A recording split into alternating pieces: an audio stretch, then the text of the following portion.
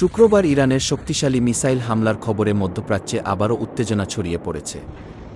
এই হামলার কারণে দখলদার ইসরায়েল ও তার ঘনিষ্ঠ মিত্র যুক্তরাষ্ট্রের মধ্যে ব্যাপক উদ্বেগ তৈরি হয়েছে।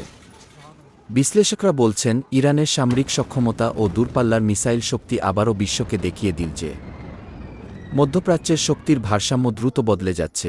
এই পরিস্থিতিতে ইসরায়েল ও যুক্তরাষ্ট্রের সামরিক ও কূটনৈতিক মহলে নতুন করে নিরাপত্তা নিয়ে আলোচনা শুরু হয়েছে। সাম্প্রতিক সময়ে ইরান থেকে ছোড়া ধারাবাহিক মিসাইল হামলার খবর ছড়িয়ে পড়ার পর অনেক মানুষ নিরাপত্তা নিয়ে দুশ্চিন্তায় পড়েছেন। বিশেষজ্ঞরা বলছেন, এই ধরনের পাল্টাপাল্টি হামলা যদি দীর্ঘস্থায়ী হয়, তাহলে তা শুধু দুই দেশের মধ্যেই সীমাবদ্ধ থাকবে না, বরং পুরো মধ্যপ্রাচ্য অঞ্চলে বড় ধরনের অস্থিরতা সৃষ্টি করতে পারে। এদিকে সংঘাতের কারণে অনেক এলাকায় সতর্কতা জারি করা হয়েছে এবং সাধারণ মানুষকে নিরাপদ স্থানে থাকার নির্দেশ দেওয়া হয়েছে। আন্তর্জাতিক মহলও পরিস্থিতি নিয়ে উদ্বেগ প্রকাশ করছে এবং যুদ্ধ আরও বড় আকার নেওয়া ঠেকাতে কূটনৈতিক সমাধানের আহ্বান জানাচ্ছে।